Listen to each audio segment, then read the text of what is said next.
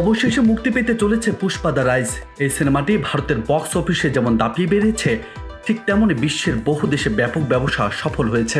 2021 সালে দক্ষিণে এই সিনেমাটি যখন বের হয়, সাথে সাথে ভক্তদের মন জয় করে নিতে সক্ষম হয় মুভিটি। এমনকি বাংলাদেশেও এই সিনেমাটির বহু ভক্ত রয়েছে।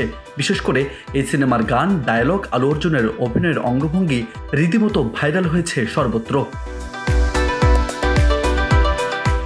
সিনেমাটির দ্বিতীয় কিস্তি অর্থাৎ পুষ্পা 2 দ্য রুল মুক্তি পাবে আগামী 5 ডিসেম্বর।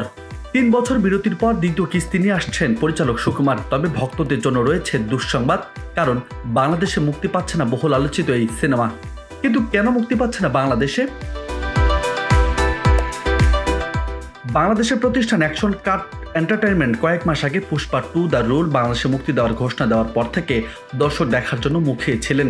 তবে এখন অ্যাকশন কাট এন্টারটেইনমেন্টের কর্ণধার অনন্য মামুন বলছেন, সিনেমাটি আপাতত আমদানি করছে না তার প্রতিষ্ঠান। কারণ জানতে চাইলে এক গণমাধ্যমকে অনন্য মামুন বলেছেন, আগামী কয়েকদিনের মধ্যে আরও 8টি দেশে মুক্তি পাচ্ছে দরদ। বর্তমানে সিনেমাটি ওই 8টি দেশগুলোতে মুক্তি দেওয়ার কাজে খুবই ব্যস্ত। এই জন্য আসলে পুষ্পা দ্য 2 দ্য রুল বাংলাদেশে আমদানি করার প্রক্রিয়ার সময় বের করা সম্ভব নয়, তাই সিনেমাটি আমদানি করা হচ্ছে না। অন্যদিকে ভারতীয় সিনেমা আমদানি করে বাংলাদেশে জাজ মাল্টিমিডিয়াও।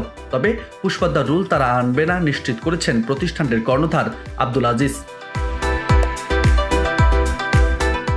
এর আগে ভুলভুলাইয়া 3 আমদানি করে দেশে মুক্তি দিতে পারেনি অভি, কারণ এখনও সেন্সরপত্র পায়নি। ফলে বাংলাদেশের পুষ্পা দ্য রুল যে মুক্তি পাচ্ছে না সেটা বলার আর অপেক্ষা রাখে না।